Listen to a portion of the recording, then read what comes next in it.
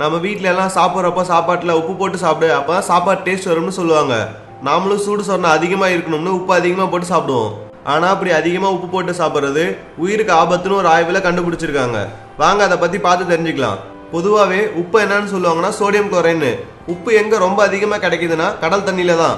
உப்போட ஸ்டார்டிங்கும் கடல் தண்ணி தான். உலகம் ஃபுல்லாவே உப்பை யூஸ் பண்றவங்க எண்ணிக்கை அதிகமாகிடுச்சு.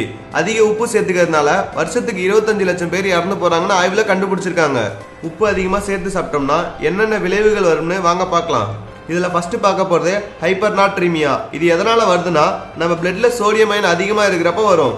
நம்ம உடம்புல சோடியம் லெவல் 145 MEq/L மேல இருந்தா ஹைப்பர்நாட்ரிமியாவில் பாதிக்கப்பட்டிருக்கோம்னு அர்த்தம். இதுல 3 விதம் இருக்கு. அது என்னன்னா லோ வால்யூம், நார்மல் வால்யூம், அப்புறம் ஹை வால்யூம்.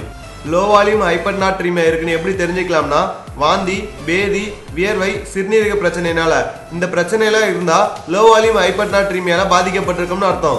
நார்மல் வால்யூம் ஹைப்பர்நாட்ரிமியா இருக்குன்னு எப்படி தெரிஞ்சுக்கலாம்னா காய்ச்சல், ஒழுங்கா மூச்சு விட முடியாம இருக்கிறது, நீரிழிவு நோயினால இந்த பிரச்சனைலாம் இருந்தா நார்மல் வால்யூம் ஹைப்பர்நாட்ரிமியால பாதிக்கப்பட்டிருக்கும்னு அர்த்தம்.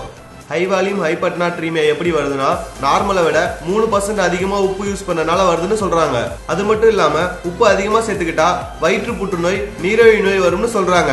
நம்மள நிறைய பேருக்கு ரத்த கொதிப்பு இருக்கும். அது எதனால வருதுன்னா சாப்பாட்டுல அதிகமா உப்பு சேர்த்துக்கிட்டு சாப்பிட்றதுனாலதான் வருது. உப்பு நார்மலா எவ்வளவு யூஸ் பண்ணலான்னு ஒரு ரிசர்ச் பண்ணாங்க.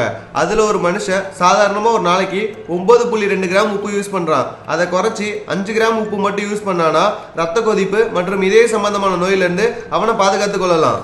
அடுத்த வீடியோ பார்க்கறதுக்கு முன்னாடி கீழே இருக்கிற சப்ஸ்கிரைப் பட்டனை கிளிக் பண்ணி எங்க தமிழ் கேர் சேனலை மறக்காம சப்ஸ்கிரைப் பண்ணுங்க.